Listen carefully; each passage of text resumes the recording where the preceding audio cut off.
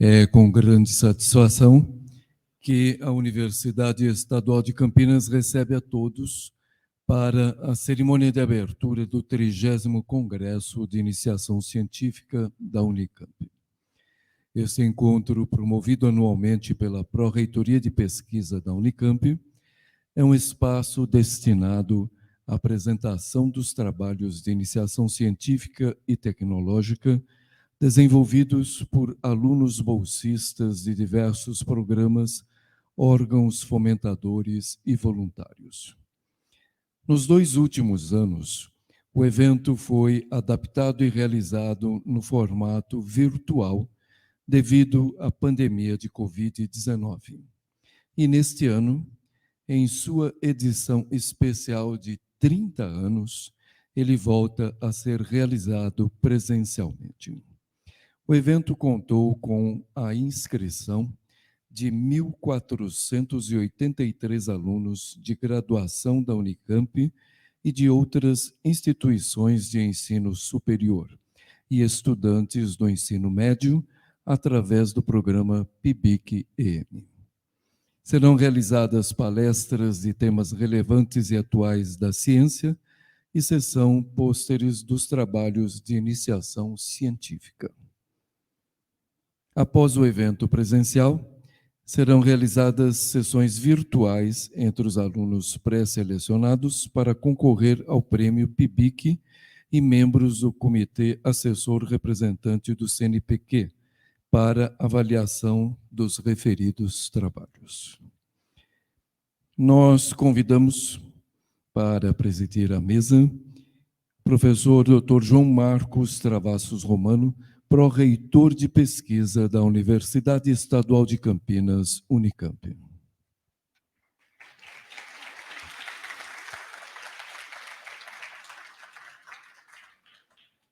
Convidamos agora a palestrante professora Lorelai Cury.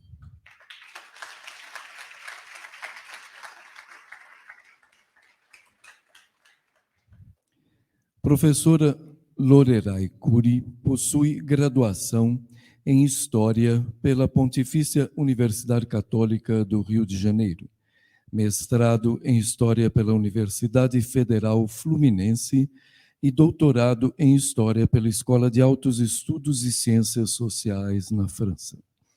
Atualmente é professora da Casa de Oswaldo Cruz e do Departamento de História da Universidade do Estado do Rio de Janeiro. É pesquisadora titular da Fundação Oswaldo Cruz. Tem experiência na área de História, com ênfase em História da Cultura Científica nos séculos XVIII e XIX, atuando principalmente nos seguintes temas: viajantes, história natural, história da ciência no Brasil, viagens científicas e iluminismo. Professora Lorelai estará palestrando hoje com o tema Ciências e Independência, Reflexões Históricas. Nós convidamos o professor Dr. João Marcos Travassos Romano para dar continuidade aos trabalhos desta mesa. Bom trabalho a todos. Obrigado, Padilha. Boa tarde. Bem-vindas e bem-vindos ao nosso segundo dia, né, do 30º Congresso de Iniciação Científica da Unicamp. Bom, ontem eu já falei muito, não vou repetir tudo, porque ontem foi a nossa sessão de abertura, né? Então já dei os números do PIBIC, já, enfim, fiz um pouco toda uma introdução ao nosso evento. E hoje estou aqui mais apenas para acompanhar a professora Lorelai, que desde já agradeço por ter deixado o nosso Rio de Janeiro por algumas horas e vim abrilhantar o nosso congresso. E agradeço a colega a presença aqui, agradeço a todos vocês por... Poxa, tenho que reconhecer que hoje é o dia, né, esqueci de comentar, dos pôsteres em Humanidades, Artes e também Ensino Médio, né? A gente tem a parte no Congresso de Iniciação Científica de alunos de ensino médio orientados por docentes nossos.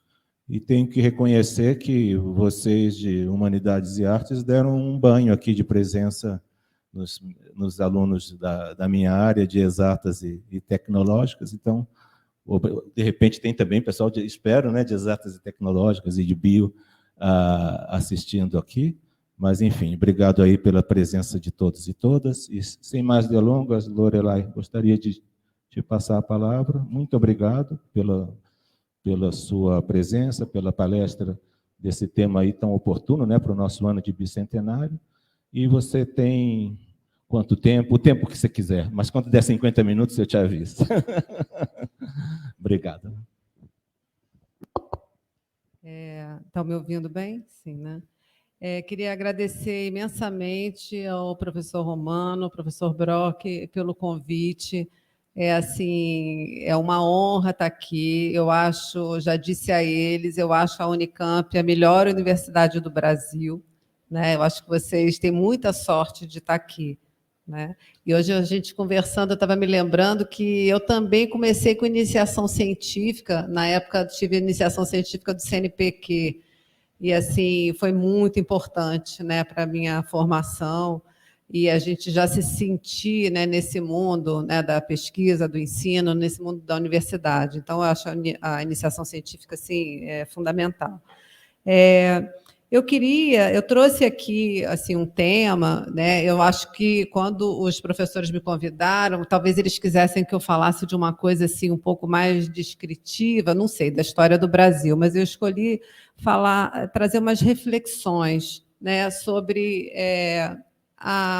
o bicentenário, né, da independência, o que significa para a gente independência, e tentar traçar uma ponte, né, entre as ciências humanas e as ciências em geral, né, que é a minha especialidade, né? Eu sou historiadora, fiz tudo em história, então graduação em história, mestrado e doutorado em história. Só que eu estudo história das ciências, né? Então eu tento fazer uma espécie de ponte, né, entre esses temas.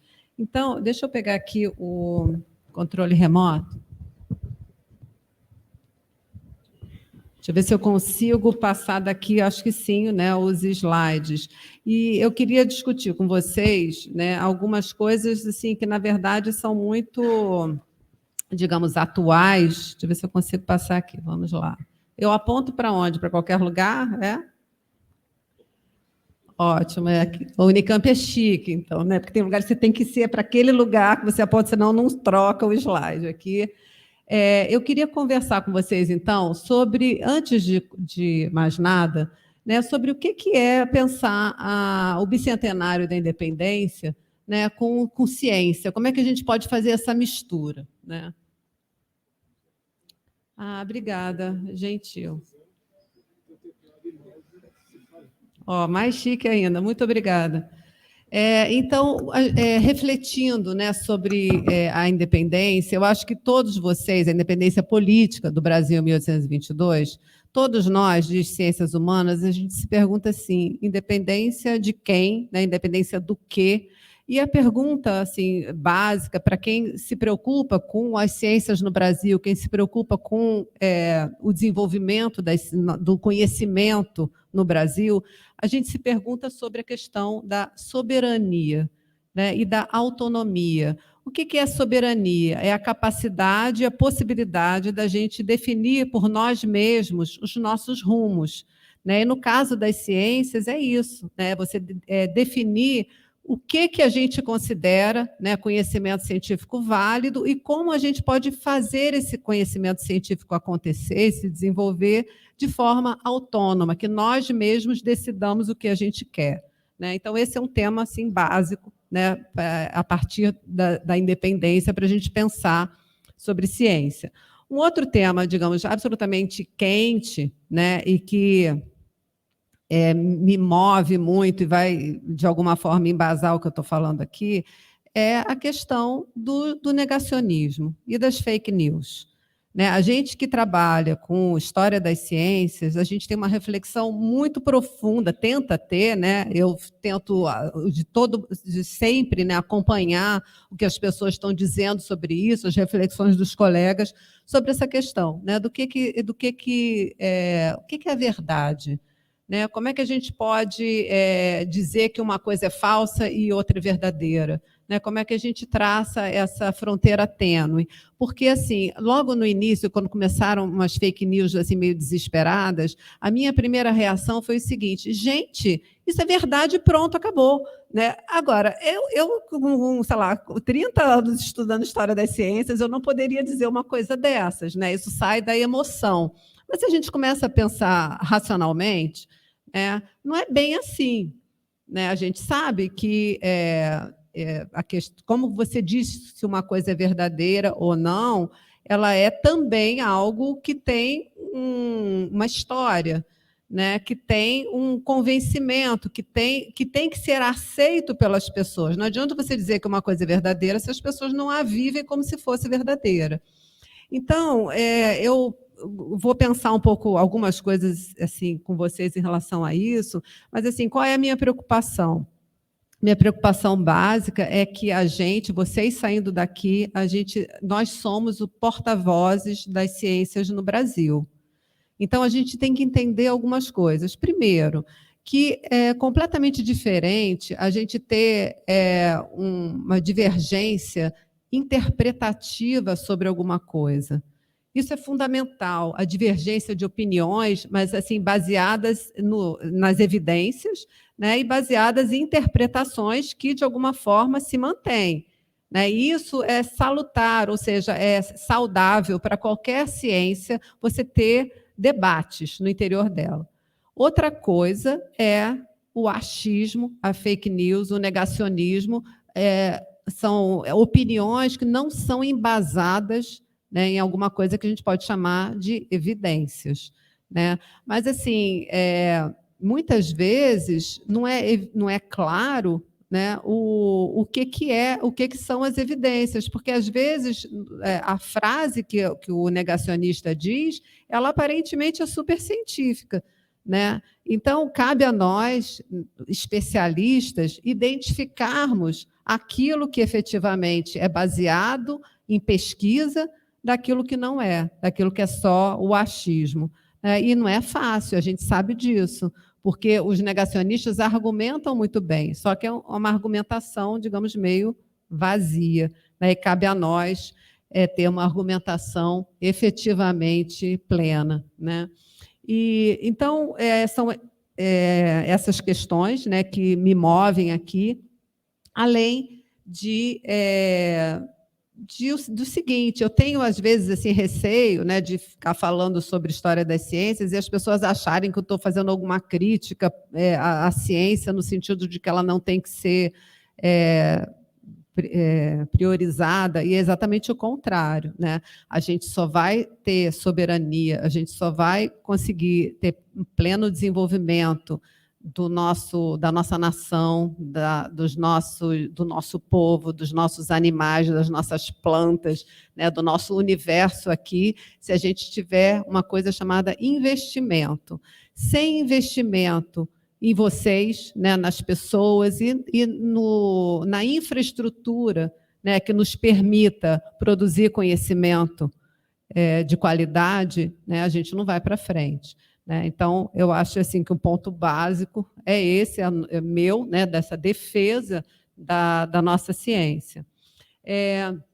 Agora, uma outra coisa, né, que eu acho que, para que a gente consiga defender essa ciência, é necessário que a gente tenha instrumentos para convencer a população do que a gente está fazendo, porque o que aconteceu recentemente é uma espécie de separação muito grande, né, entre os especialistas e os não especialistas.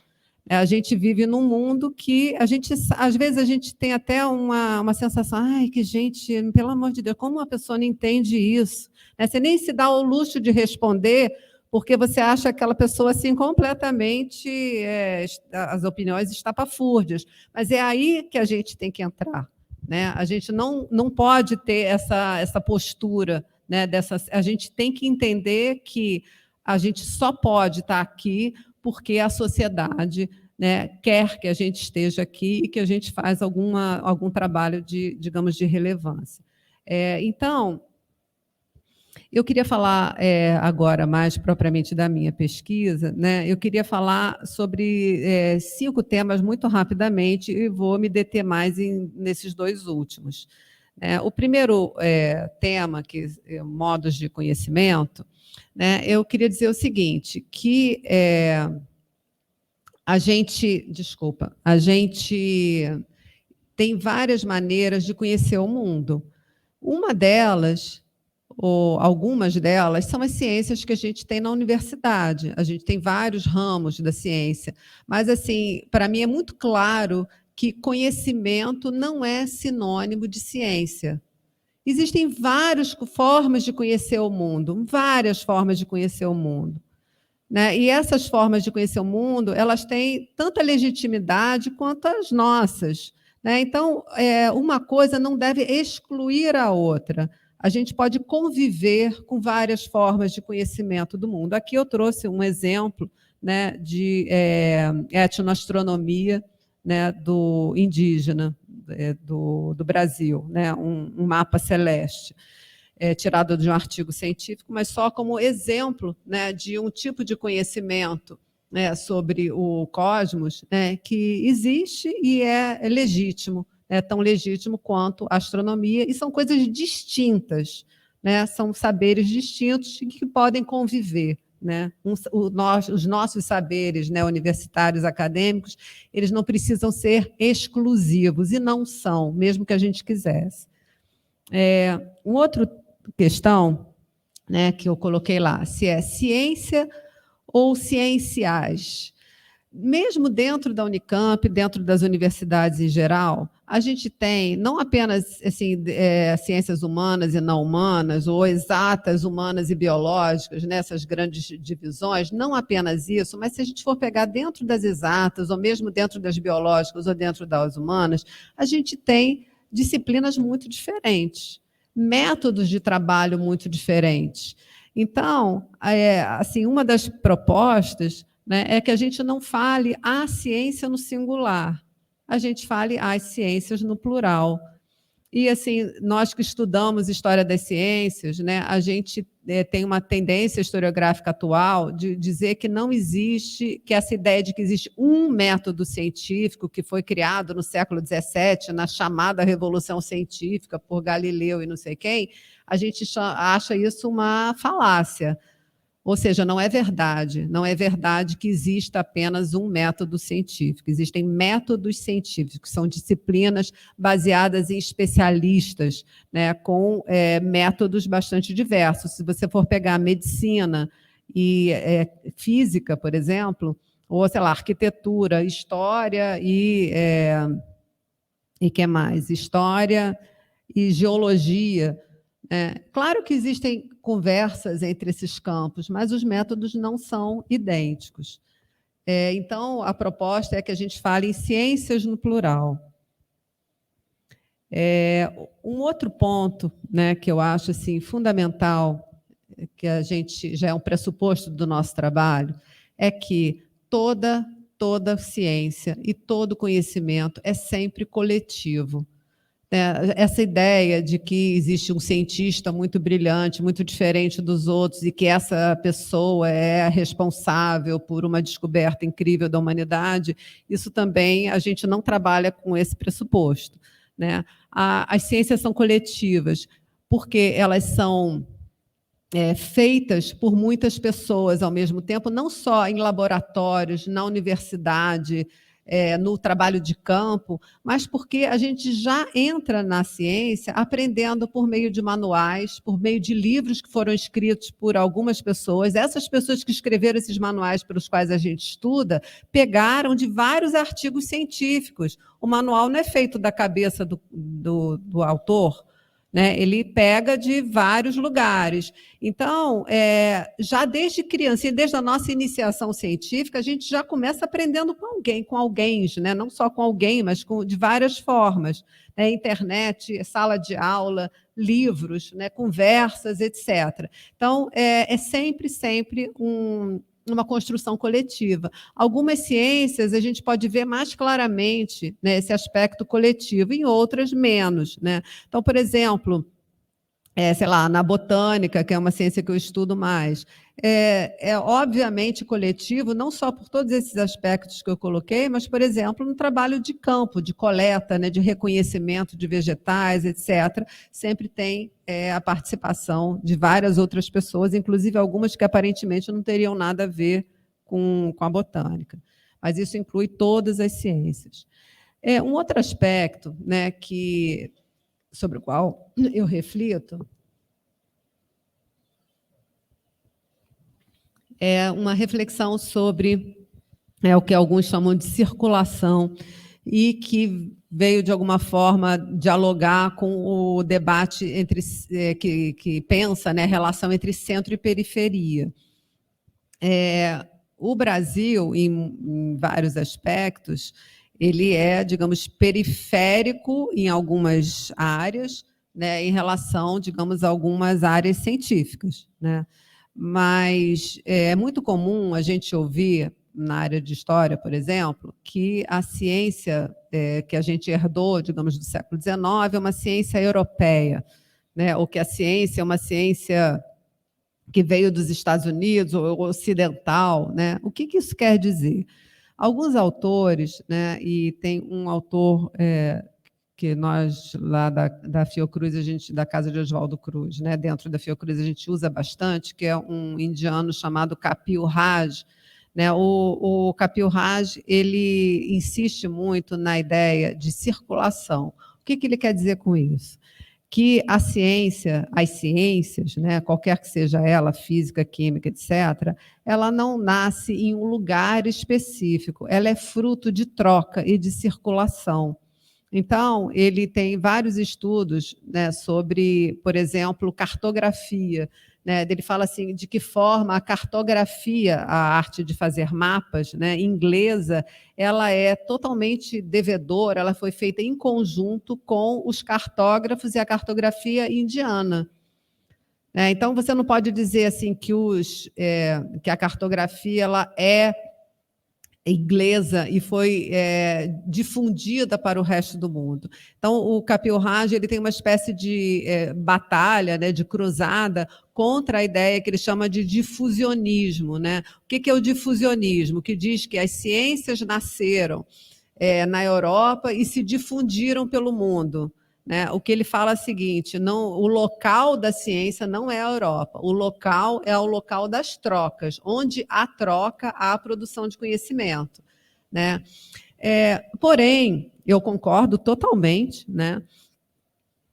Eu queria dizer o seguinte, que apesar de eu concordar totalmente, né, com o Kapil Raj sobre isso, eu queria dar um exemplo brasileiro, né, sobre botânica, para a gente refletir um pouco sobre a questão que até hoje, né, a gente vive, né, de forma muito profunda, que é a questão do colonialismo científico. Né? Eu queria falar um pouco para vocês, né, sobre viagens científicas que eu estudo, né, e sobre botânica nessas viagens científicas. Eu não sei se vocês sabem que o Brasil, até o início do século XIX, ele era colônia portuguesa, né, e era proibido que estrangeiros entrassem aqui. Alguns, claro, que tinham que ter permissão da coroa, podiam entrar, e até alguns trabalhavam para a coroa. Mas quem não trabalhasse para a coroa, não estivesse fazendo nada que não fosse oficial, não poderia ficar no país. Então, o que acontece? Quando acabam as guerras napoleônicas, né, que acabam em 1814 e 1815, e que a corte portuguesa já estava no Brasil, que veio para cá em 1808, eles abrem os portos, né, às nações amigas e diminuem, então, essa vigilância sobre o território. Então, vários cientistas, que na época não se chamava de cientistas, né, a gente chama de naturalistas ou filósofos naturais, mas vários desses naturalistas europeus que queriam fazer carreira, né, eles quiseram vir para o Brasil porque era um país imenso, continental e pouquíssimo explorado. Porque tinha havido expedições ao Brasil, expedições científicas ao Brasil, né? Depois eu vou até falar um pouquinho de uma, porém os resultados dessas viagens eram muito pouco publicados. Então as pessoas simplesmente não sabiam o que tinha aqui, né? Muito pouca coisa divulgada. E o que acontece, né, com essas viagens desses naturalistas? Eles vinham para cá, né? Eu estudo particularmente um francês chamado Auguste de Saint-Hilaire, né? Auguste de Saint-Hilaire, que ele era botânico, então ele viajou por várias regiões, inclusive aqui por Campinas. Ele coletava material, mandava para a Europa, e foi com ele, né, depois que ele voltou. E esse material, hoje em dia, está no herbário, que é a coleção dessas plantas secas, né? Eles pegavam até hoje, pegam as plantas, põem em papel, esmagam ela numa prensa, né? E ela fica esmagadinha no papel, é até bonito, né? Dependendo da planta, fica bonito. E ali você vê várias características dessa planta que vão te ajudar, digamos, a classificar. Isso é uma espécie de biblioteca, né? A biblioteca da botânica é com plantas, né, que já foram vivas em algum momento. E esse herbário é fundamental para eles trabalharem, né? O que acontece com essas viagens científicas? Elas levam material para a Europa. Então, acontece um fenômeno que assim, é no mínimo estranho, que é o seguinte: os grandes especialistas sobre as plantas do Brasil no século XIX e em parte do século XX não estavam no Brasil, estavam na Europa. Por quê? Porque lá estavam os herbários, lá estavam as bibliotecas, lá estavam as coleções. E isso não é apenas para a botânica, é para muitas e muitas ciências. Aqui no Brasil não tinha, digamos, uma infraestrutura necessária para a produção de ciência, né? Então, porque a botânica, por exemplo, você trabalha comparando. Se você não tem outros herbários, como é que você vai comparar uma planta com as outras? Lá eles tinham vários herbários, tinham as bibliotecas, e funcionava de forma até parecida com o que acontece hoje, que é com a publicação de artigos. Então, para você ler os artigos mais recentes, você tem que ter uma biblioteca que assine os periódicos. Hoje em dia está tudo na internet, né? E vocês, não posso falar isso, mas normalmente pirateiam muito, né? Na época, não era assim, eram livros, né? Para você piratear, você tinha que copiar o livro à mão, né? Então, é uma forma diferente de trabalhar, né? Então, o que eu quero dizer com isso é que se formou, né, nesse século XIX, uma espécie de hierarquia, né, de saberes. Então, o expert, mais considerado, não estava no Brasil, estava na Europa, né? Havia alguns brasileiros, né, que faziam ciência aqui, mas que tinham que, periodicamente, visitar essas coleções e estudar fora. E existe também um saber local, um saber que vários saberes, né? Não um saber, mas vários saberes locais que foram produzidos nesse país continente ao longo de milênios, nem de séculos, mas de milênios, e que foram considerados saberes secundários, né? E eles eram apagados dos livros. Quando você vê um livro de botânica, simplesmente não se faz referência, né, aos coletores, né, aos informantes locais, a gente não vê nada disso. Gente, desculpe, eu tinha esquecido de passar os slides, que eu me empolguei aqui falando. Né? Então, o que eu estava falando nessa época, né, mais ou menos na época da independência, a gente tem um boom do conhecimento sobre plantas. Tem uma pessoa de época, ele calculou, né, que de 500 espécies conhecidas no iníciozinho do 19, em 1827, quando ele escreve esse texto, tinha se passado para 14 mil. Ou seja, uma diferença assustadora, né? Então, essas 14 mil amostras de planta não estavam aqui, estavam na Europa, né? Daí a gente vê, por exemplo, um viajante chamado von Marcius, que veio ao Brasil junto com o Spix, ele fez um mapa, né, é um mapa bem famoso esse mapa, mas ele colocou aí os trajetos por onde essas pessoas viajaram. E o único brasileiro que aparece é o Frei Veloso, que viajou pelo Rio de Janeiro e veio até São Paulo, no finalzinho do século XVIII. Mas, mais ou menos 100 anos depois, né, um outro europeu, ele fez um mapa também das rotas, né, dos principais botânicos da flora brasileira, e existem pouquíssimos brasileiros também citados aí. Acho que, se não me engano, são 6 ou 7. Então, se vocês, mais de 100 anos depois, não mais não, mas 100 anos depois, a gente continuava, né, com uma subrepresentação, né, da botânica, dos brasileiros, né, dos botânicos brasileiros. Então, existem várias questões assim mais pontuais que eu não vou tratar aqui, de como é que a gente interpreta, né, esses dados. Mas o que eu queria chamar a atenção, né, de vocês é o seguinte, que o século XIX, a ciência no século XIX, essa ciência botânica, por exemplo, ela pressupõe o colonialismo. Ou seja, é uma ciência que já nasce com essa divisão, né? A divisão de quem faz ciência, quem é o especialista em ciência que está na Europa, e aqueles que não fazem, né? Aqueles que podem até fazer de forma incipiente, porque não tem a infraestrutura. Ou seja, a botânica nasceu, essa botânica, né, que eu estou falando, não é o conhecimento das plantas, que são coisas diferentes. Então, a botânica científica de base linneana, ela nasceu sob o signo do colonialismo.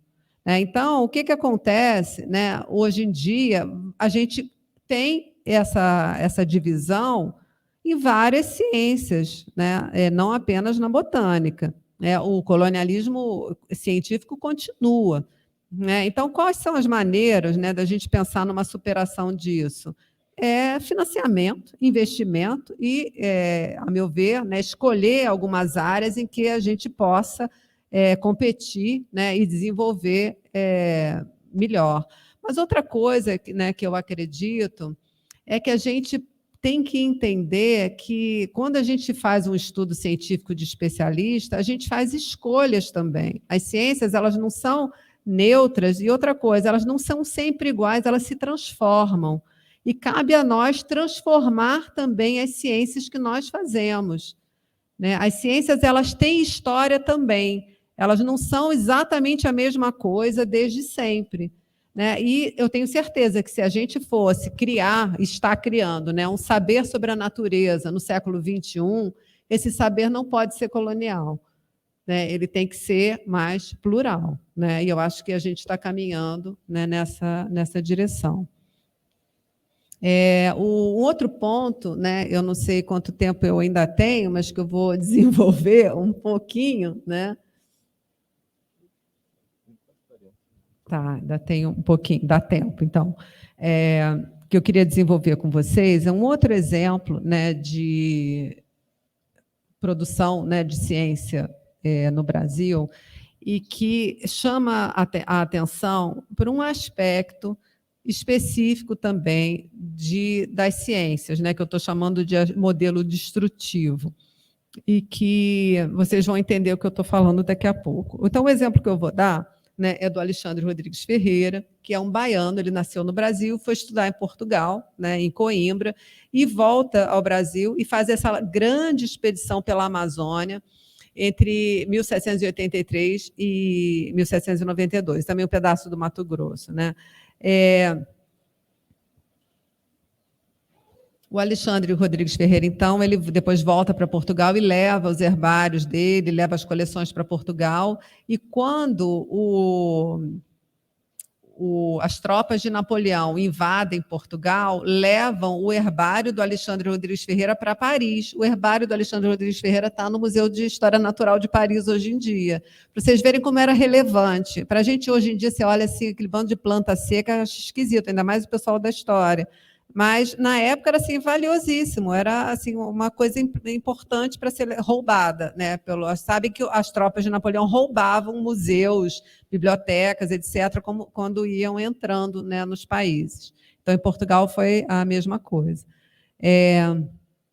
A viagem do Alexandre Rodrigues Ferreira produziu uma iconografia científica bastante interessante, embora não tenha sido publicada na época, foi publicada depois por várias razões, né? Mas então eu botei alguns exemplos aqui, né? Uma orquídea, um psitacídeo, acho eu,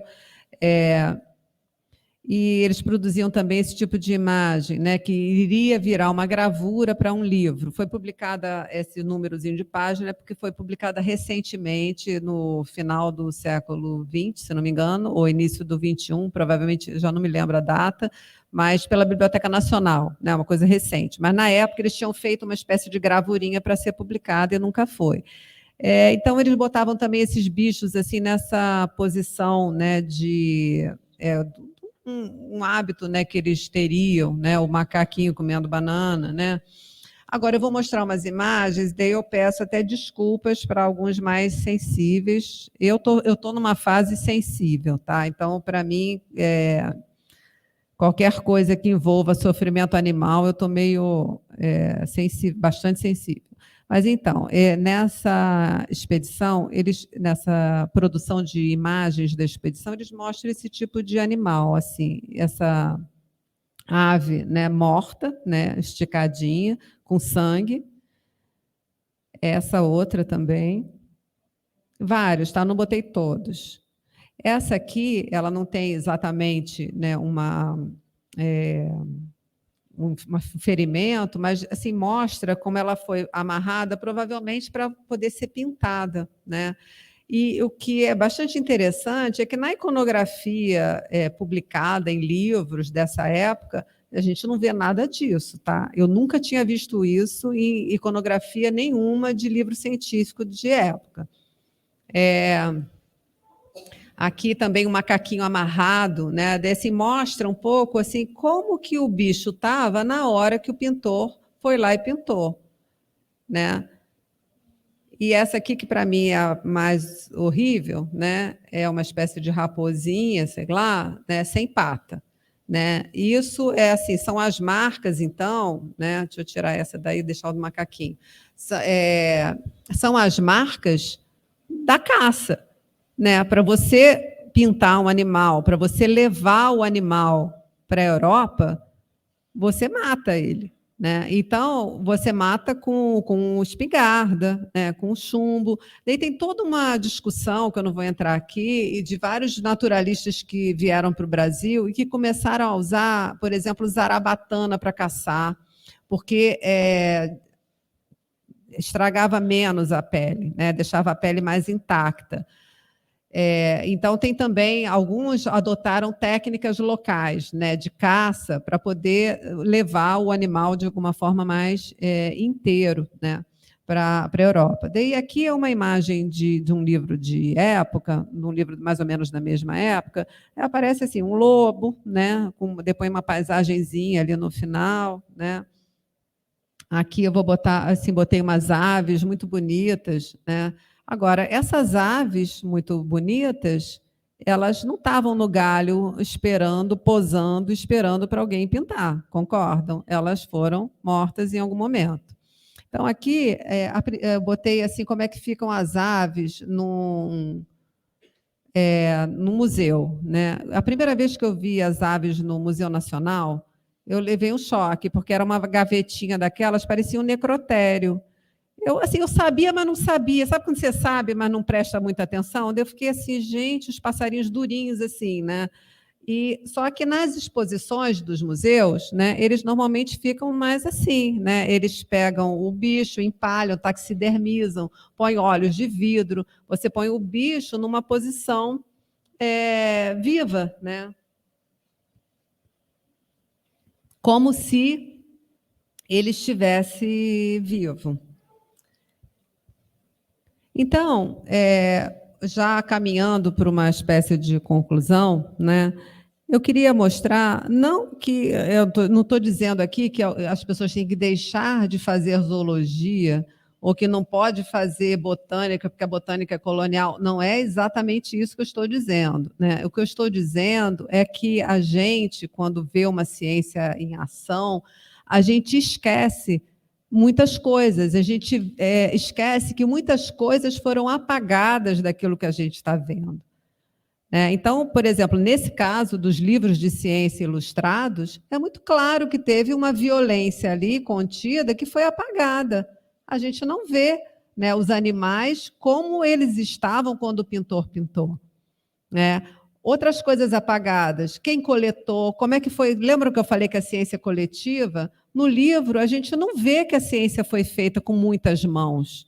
A gente também não vê aquela circulação, né, que eu mencionei no início. Então, o resultado, né, da ciência, né, o que a gente vê com uma espécie de produto pronto, ele apaga, né, essa memória toda de como dessas etapas de produção, né, de um objeto científico. Então, o que eu estou falando, já falei, né, para a botânica, uma ciência que nasce no século XXI, né, no momento em que a natureza está tão ameaçada, né, em que existe o aquecimento global, em que a gente está vivendo esse momento dramático mesmo, né, ela provavelmente não nasceria com essa violência embutida dessa maneira, entendem? Contra os animais. Então, volto a dizer, não estou dizendo que a taxonomia ela não tem que existir sim. É assim que ela nasceu e é uma ciência que é usada, é útil, né? Mas assim, a gente tem que pensar que a ciência, qualquer que seja ela, né, história, geografia, sociologia, etc., ela tem um lado escondido, né, que a gente tem que ter consciência dele, de como essa ciência ela é feita. Então, por que eu estou dizendo isso? Porque só assim a gente vai conseguir convencer as pessoas de que o que a gente está dizendo é fruto de uma série de processos. Quando a gente diz tal coisa é mais verdadeira do que outras, né, você vai dizer por que ela é mais verdadeira? Porque tais coisas assim aconteceram. Né? Quando eu digo que a vacina salva, né, não é uma opinião minha, é algo que vem, né, de uma série de experiências, experimentos e rituais e etapas que foram feitas coletivamente por uma série de pessoas. A gente tem que desvendar, é isso que eu estou dizendo, a gente tem que abrir, tirar o véu das ciências e ver como elas são feitas. Né? Abrir, como tem um autor que fala, a caixa preta, né? E ver de que forma as coisas são feitas. Esse autor da Caixa Preta, né, ele morreu há poucos dias, há 10 dias mais ou menos, é um autor maravilhoso, né, que eu aconselho a leitura, ele é um filósofo e que fez filosofia das ciências, chamado Bruno Latour, não sei se vocês já ouviram falar, ele também ficou muito conhecido porque ele trabalhou muito com teoria das redes, ele ficou muito na moda com a teoria das redes. Mas ele disse uma coisa numa entrevista que eu vi então há pouco tempo com ele, que ele falou o seguinte, que atualmente é o momento em que a gente não tem que ficar pensando, né, só na ciência como algo assim que vai te libertar do mundo, né, vai te fazer vencer a natureza, né, conseguir superar as coisas. Ele fala assim, ao contrário, a gente agora vai ter que olhar para a ciência como algo que vai conectar a gente ao mundo, conectar a gente às pessoas. A gente tem que ver, olhar no entorno e não ver uma forma de tentar não precisar mais daquilo, mas exatamente ver o contrário. Que dependência é essa que eu tenho das árvores? Que dependência é essa que eu tenho das plantas? Que dependência é essa que eu tenho das outras pessoas? Né? Ele convida a gente a tratar, né, o mundo coletivamente, não apenas com seres humanos, mas com, como ele fala, os não humanos. Então, eu termino, né, com esse convite, né, para a gente olhar, né, para o entorno e ver aquilo que nos conecta. Né? E eu termino com essa imagem de um artista indígena chamado Abel Rodrigues, né? Ele é da Amazônia colombiana, e ele fez esse desenho, essa pintura, desculpa, que está eu a vi no museu em Buenos Aires, no Malba. E ele tem, depois eu vi um vídeo dele narrando toda uma história, né? Uma espécie de cosmogonia, né? da etnia dele sobre a criação, né, do mundo. E só que quando eu vejo essa imagem, que é uma árvore, né, a árvore da vida e da abundância, que ela dá frutos, e cada fruto, cada galho, né, servia para alimentar, né, uma nação e tal, e tem todos esses animais em volta comendo, né, dos frutos da árvore que caem. Para mim, essa imagem, quando eu vi, eu pensei imediatamente no Bruno Latour, né, nessa ideia que ele fala, dessa interdependência, dessa ideia de cooperação, né, de coabitação.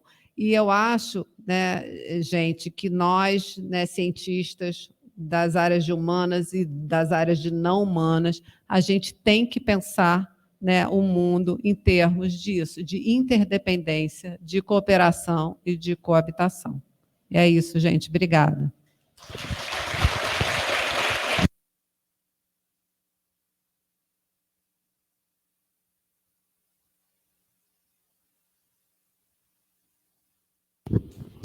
Muito obrigado, professora Lorelai, pela palestra brilhante mesmo, de fazer a gente... Brilhante, que é seu nome também, né? Brilhante Cury, de fazer a gente, enfim, pensar. Eu já vim pensando coisas a perguntar, mas eu posso perguntar para ela depois. Então, primeiro, abrir a pergunta aqui para a plateia, temos tempo. Por favor, se puder, se apresenta também. Quem que... Miriam está chegando. Aonde? Aqui, Miriam, por favor. Aqui, Miriam.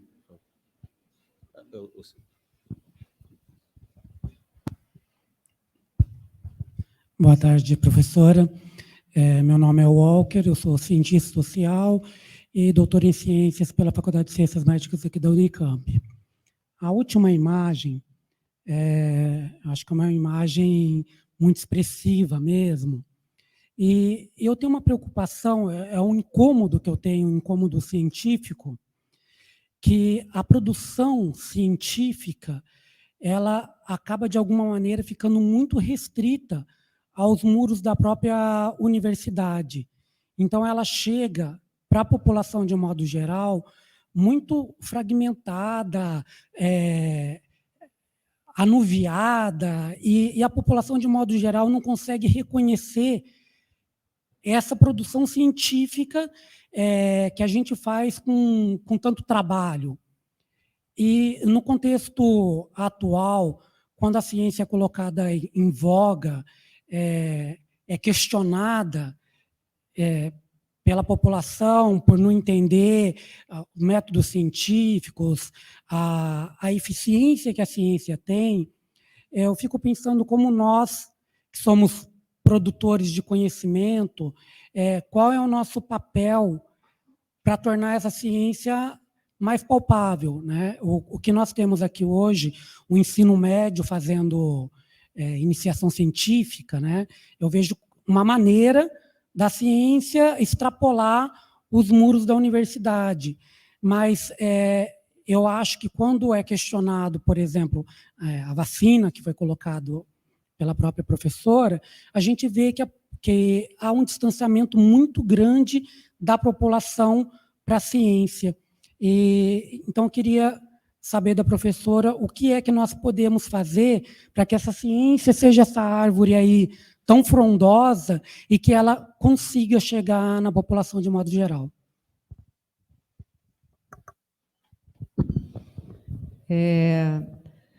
Assim, eu não tenho a resposta exata, senão eu estaria mais feliz se eu tivesse.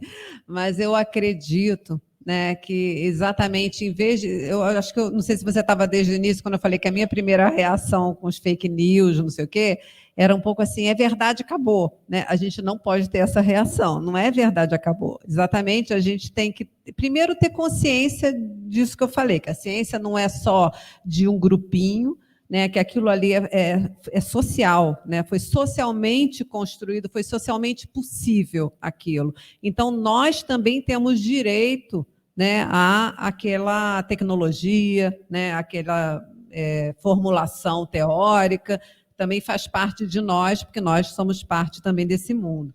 Agora, uma coisa que a gente tem desenvolvido muito, na história também, né, gente, é uma comunicação melhor, né, com a sociedade, porque a gente, até bem pouco tempo atrás, nós só pensávamos, não sei se vocês pegaram isso, os mais jovens, em Lattes, currículo Lattes, era uma coisa assim de preencher linha no currículo, né? Isso não vai levar a lugar nenhum, né? O que a gente tem que fazer também é falar e escrever de forma compreensível, porque as pessoas, as ciências humanas, a gente escreve alguns de forma incompreensível. É para 3 ou 4 lerem e acabou.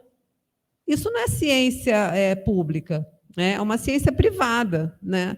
Então, eu acho que a gente tem que ter consciência disso, né? Que o saber ele deve ser, de alguma forma, socializado. É claro que nem todos vão conseguir compreender tudo, mas a gente tem que tentar fazer um esforço, sim, para que as pessoas compreendam o que a gente faz, né? Então, eu acho que essa área, né, de essa mediação, né, entre a especialidade, entre o especialista e o não especialista, ela tende a crescer cada vez mais, né? E vocês jovens têm a obrigação também de fazer isso, né?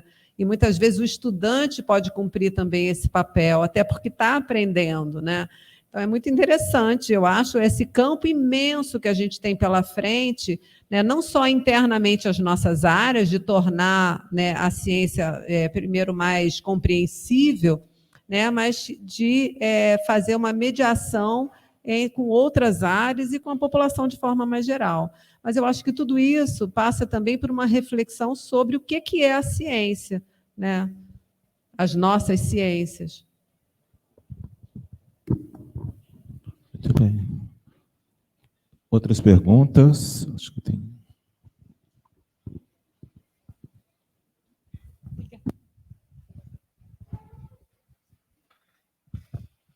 Boa tarde a todos. Meu nome é Gustavo, eu sou aluno da licenciatura em matemática e eu queria justamente pegar esse gancho e levar essa pergunta para dentro da escola, aproveitando que hoje é o dia da apresentação do ensino médio. Quando a senhora disse a frase onde há troca, há difusão do conhecimento, na hora me veio à cabeça a postura da escola. E aí até queria fazer uma pergunta meio provocativa do tipo, levando em consideração essa premissa, a escola é um lugar de produção científica? Aí agora, com a resposta que a senhora deu tomando esse assunto, com certeza porque há troca e difusão de conhecimento entre aluno e professor, não é uma via de mão única. Aí, então, a minha pergunta é direcionada nesse sentido. Como eu, que estou aqui dentro hoje da universidade, produzindo ciência, a hora que eu volto para a escola, consigo ser um portador dessa possibilidade de produção científica e deslumbrar esse mundo novo para os meus estudantes, para que eles não sejam meros estudantes passivos de uma escola, mas, de fato, tenham a certeza de que podem fazer ciência e que irão fazer ciência já, inclusive, no chão da escola. Primeiro, eu acho que tem que ter uma valorização grande das pessoas, né? Que eu acho assim, eu estava até conversando com uma pessoa no Rio, uma professora de ensino fundamental, e ela tá dando aula numa escola que é assim, parece um presídio, porque as crianças entram na sala de aula às 7 da manhã e não podem sair de sala, porque senão vão fazer bagunça. Eu não sei o que acontece exatamente, né? Que uma escola numa área muito vulnerável, ficam trancadas em sala até meio-dia, onde eles vão e almoçam, em geral, arroz, feijão e ovo, né?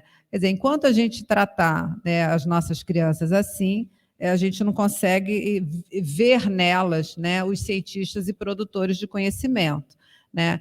E uma outra coisa, assim, é a gente entender, né, que somos todos cidadãos, né? Então, que o acesso à ciência não é uma dádiva dos cientistas, né? É uma obrigação. Então, se a gente compreender esse aspecto, digamos, coletivo, né, eu acho que já melhora bastante essa relação, né? Agora, uma coisa que várias pessoas especialistas dizem, eu não sou especialista em educação, tá? Eu sou especialista, enfim, faço pesquisa em história das ciências e tenho me dedicado atualmente muito à divulgação também. Mas em educação mesmo, eu não sou especialista. Mas, assim, o que vários colegas dizem é que a gente tem que ensinar no ensino fundamental bases da matemática assim, para as pessoas entenderem, por exemplo, o noticiário sobre a vacina. As pessoas têm que saber ler um gráfico. Então, a gente tem que, de alguma forma, falar uma língua comum, né? E tem que ter uma língua comum que incorpore, né, a informática, que incorpore a matemática, alguns dados básicos de biologia.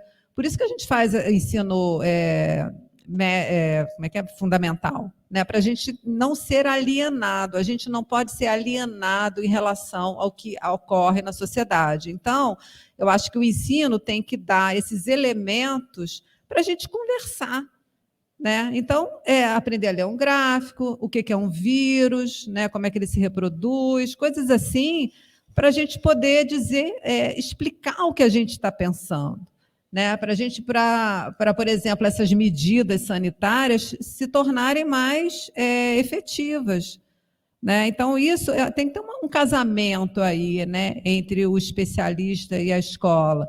Então, acho que a escola ela é um instrumento de cidadania fundamental, inclusive para desalienar as pessoas, né? Desalienar no sentido que ela tem que tomar posse do conhecimento social que existe, né? Então, para a gente poder coletivamente, né, decidirmos o nosso futuro, o nosso destino, né? Eu não respondi, eu não sei assim, exatamente como é que você vai fazer em sala de aula, mas assim, eu tenho essa impressão que tudo passa por essa ideia da cidadania, sabe?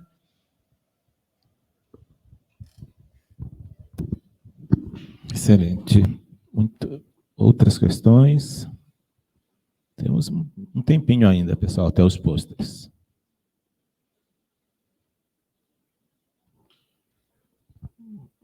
Bom, então eu vou lançar algumas ideiazinhas aqui, fiquei maquinando. Eu estava pensando, até me lembrando de uma vez de uma palestra que eu dei já há algum tempo, não no mesmo padrão, mas um pouquinho falando de história da ciência. E, bom, quer dizer, você falou até do método de Galileu, né? Quer dizer, essa ciência, né, do método de Galileu, essa ciência cartesiana, digamos assim, ela praticamente foi do século XVI, tem um certo apogeu, né, com o positivismo, o cientificismo, toda coisa do final do século XIX.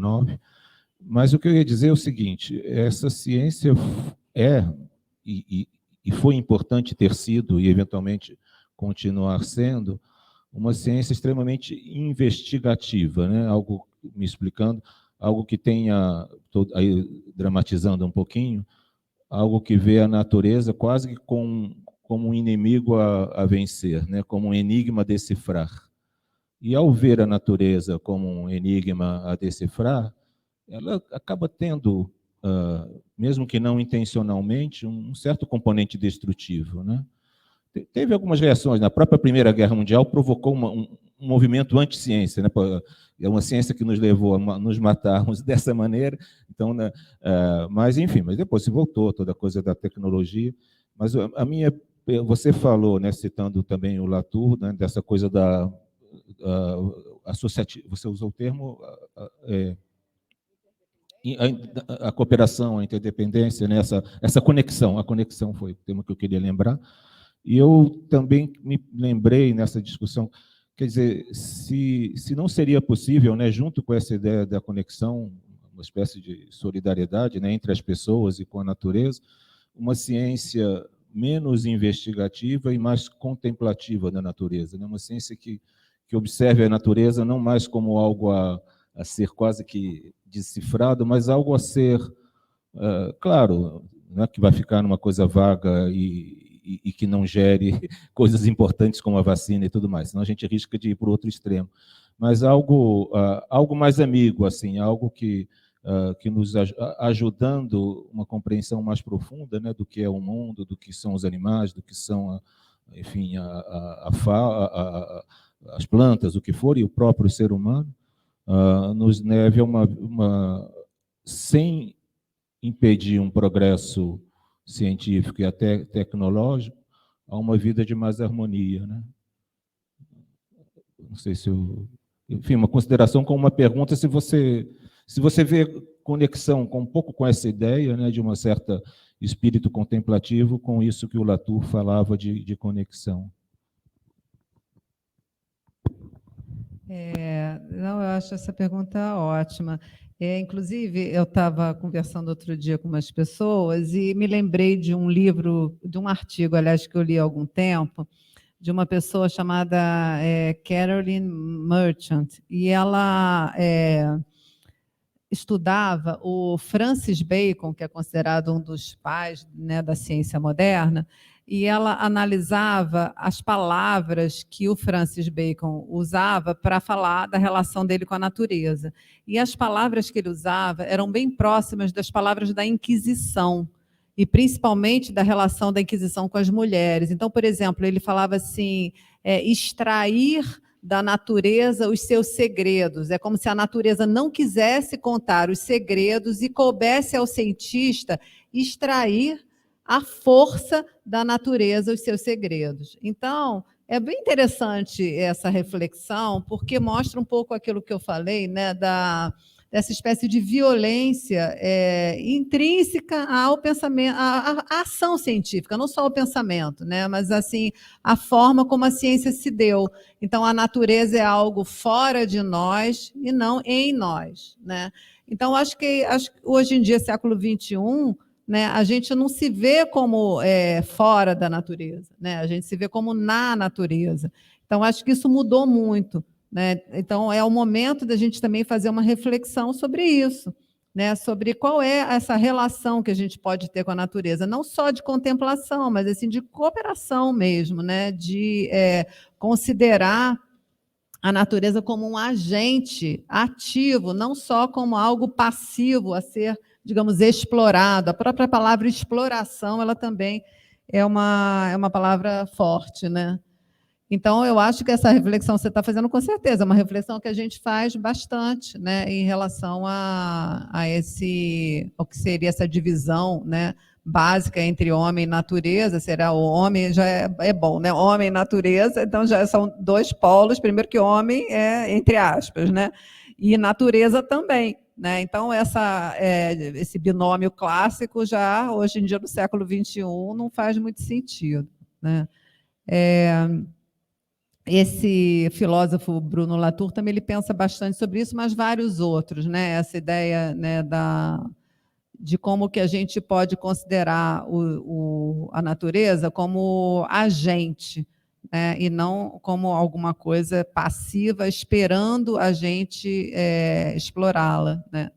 E, gente, está na hora da gente agir, viu? Porque se a gente tardar muito, o mundo que a gente conheceu, ele vai deixar de existir, né? Então, eu acho que é agora que a gente tem que agir, não é daqui a pouco, não, né? E o Latour morreu falando nisso, né? E as nossas preocupações, que infelizmente faz parte de atualizar o Lattes, né? Como a cienciometria é um pouco pequena, né? Diante desse desafio, né? Que você falava. Sim, então eu acho assim, vocês PIBIC, a maioria aqui, né? PIBIC, assim, sigam o talento, o coração. Claro que o Lattes também, mas assim, é uma das coisas, né? E assim, essa vaidade, a vaidade, ela tem que ser também coletiva, né? Ela não pode ser uma coisa assim totalmente individual. Há uma coisa que eu queria comentar, que eu estava lendo outro dia, um autor que é bastante conhecido, uma pessoa de divulgação justamente, que é o tal do Stefano Mancuso, não sei se vocês já leram. Ele fala uma coisa que eu achei muito interessante. Ele disse o seguinte: quando o Darwin, né, e o Wallace inventaram, né, a teoria da evolução, que é assim, a base da ciência atual, né? Sem evolução, sem teoria da evolução, não tem nada, nem vacina, tá, gente? Assim, é base, base, base. Mas, assim, quando eles inventaram essa teoria, eles se basearam muito no exemplo dos animais e no exemplo da concorrência, né? Então, quando a gente pensa em seleção natural, a gente pensa muito nessa luta pela vida, né? Seleção em torno de possibilidade mesmo de sobrevivência ou de aumento de uma população. Mas ele falou o seguinte, que alguns estudiosos estão trabalhando com alguns exemplos de plantas E no mundo das plantas, justamente a atividade de cooperação, ela é muito mais presente do que a atividade de competição. Então, mesmo dentro, né, da teoria da evolução, que é a nossa base de pensamento, a gente pode também abrir os olhos, né, e ver outros exemplos da natureza, né, que são esses dessa cooperação. Ele fala muito desse mundo subterrâneo, né, das raízes que trocam entre si, né, informações e nutrientes, etc. E ele estava falando, por exemplo, que em alguns casos, quando você corta uma árvore, o tronco fica cortado, mas as raízes continuam vivas. Ele fica se perguntando assim, por que as raízes ficam vivas, né, quando não precisa mais, né? Então, o que ele está dizendo é que, na verdade, essa raiz viva, ela ajuda o bosque, né, ela ajuda os outros. Então, essa ideia de pensar nessas comunidades e como essas comunidades vegetais, elas se entreajudam, elas formam, né, um mundo de cooperação e conexão. Então, que a gente pode também se inspirar nesse tipo de metáfora, né, nesse tipo de relação, e não apenas nesse mundo, né, do século XIX, que a gente herdou, que é o mundo da competição, da concorrência. Muito bom mesmo. O pró-reitor de pesquisa tem que se preocupar com o látis dos docentes e dos alunos, mas sem exageros. O seu conselho de seguir o coração vale muito também. Mais perguntas, pessoal? Questões? Bom, então, ao terminar aqui essa sessão, né, vocês, só lembrar, né, que vocês têm agora no ginásio a apresentação dos pôsteres. Alguma pergunta? Não, desculpa. A apresentação dos pôsteres, né, Ciências Humanas, Artes, e também o PIBIC Ensino Médio. Então, vocês estão sendo esperados por lá. E, bom, queria agradecer, Lorelai, a sua, uma reflexão linda aí que você proporcionou a gente essa tarde. Muito obrigado mesmo. E volte sempre. Eu que agradeço, gente. Obrigada.